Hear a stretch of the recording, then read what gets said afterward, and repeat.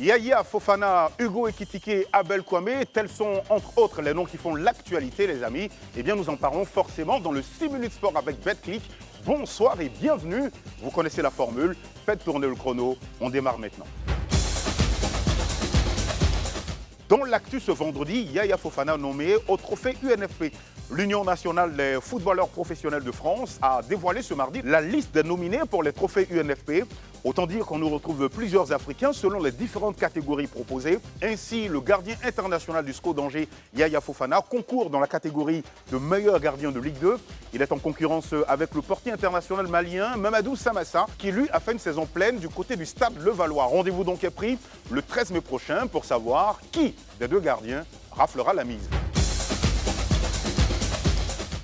Dans l'acte toujours, Ekitike dit non au Cameroun. Un nouveau lion de moins dans la tanière. Non, Hugo Ekitike ne jouera pas pour le Cameroun. Courtisé de longue date par Samuel Eto'o et priorité absolue ces derniers temps de Marc Brice, le nouveau sélectionneur des Lions indomptables du Cameroun, l'attaquant de Francfort, Hugo Ekitike, a annoncé à ces dirigeants-là qu'il préfère jouer pour la France. À la suite de cette déclaration, Marc Brice a dit comprendre le joueur et respecter bien évidemment ses choix.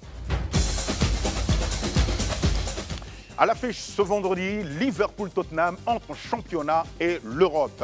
Voilà un duel qui sera âprement disputé à Anfield Road. Ce match retour s'annonce explosif quand on sait que Liverpool voudra se racheter, surtout après son revers face aux voisins d'Everton 2-0. Liverpool qui a aussi en tête le match aller de la 7e journée, perdu face aux mêmes Spurs 2-1.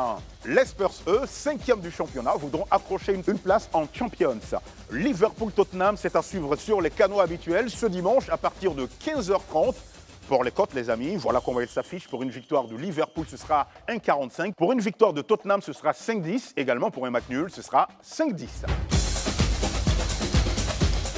Le focus est consacré à Abel Kwame, médaillé d'or. La Coupe d'Afrique des Nations futsal s'est achevée dimanche 21 avril avec la victoire du Maroc, la 3e consécutive sur l'Angola 5-1. Lors de cette compétition, l'arbitre ivoirien Abel Kwame, par ailleurs responsable du labo trafic ici à l'AFTV, a reçu une médaille d'or. Nous sommes donc allés à sa rencontre. Regardez.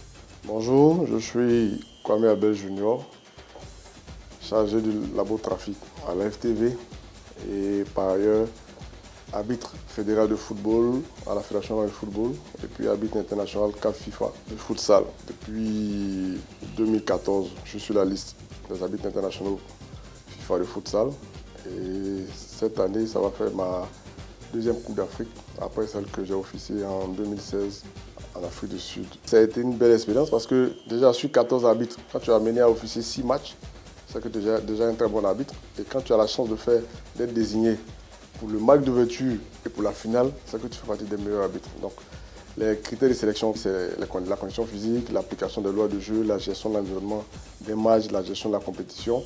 Et puis, bon, des valeurs telles que la probité, la concentration, la rigueur, le respect.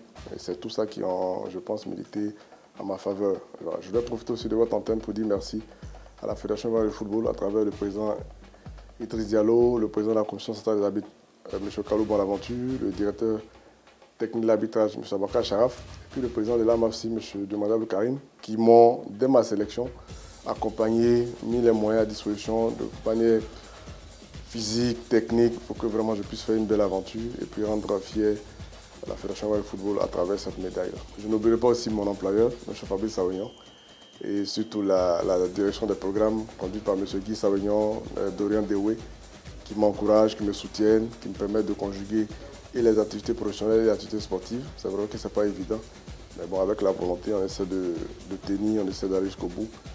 Pour nous, pourquoi pas aller faire une Coupe du Monde et continuer de hisser très haut le drapeau ivoirien. Dans l'Expresso, Kimi Lorraine, médaillé d'or. Après la médaille d'or en Espagne, Kimi Lorraine décroche une nouvelle médaille d'or et confirme son statut de numéro 1 dans la catégorie des plus de 68 kg chez les jeunes filles, une position qu'elle occupe depuis avril 2023. La jeune championne ivoirienne continue d'impressionner le monde du taekwondo avec son talent et son engagement. Son ascension fulgurante dans le monde compétitif du taekwondo est le résultat d'années d'entraînement intense de sacrifice et de passion pour son sport. Depuis qu'elle a commencé sa carrière dans le taekwondo, Osin a rapidement gravi les échelons, accumulant les victoires et les titres prestigieux. Sa domination dans la catégorie des plus de 68 kg chez les jeunes filles est un témoignage de son dévouement et de sa détermination à être la meilleure dans sa discipline. La President's Cup en Estonie était une compétition hautement attendue, attirant certains des meilleurs talents du taekwondo, du monde du taekwondo junior. Osin a fait face à une concurrence féroce, mais a su démontrer son talent exceptionnel et sa maîtrise technique pour s'imposer sur le podium et remporter la médaille d'or. Allez, on met tout sur pause rien que pour 72 heures, en se donnant rendez-vous lundi prochain à partir de 18h50 sur Live TV. D'ici là, n'oubliez pas de garder le rythme et surtout d'être heureux. Salut les amis!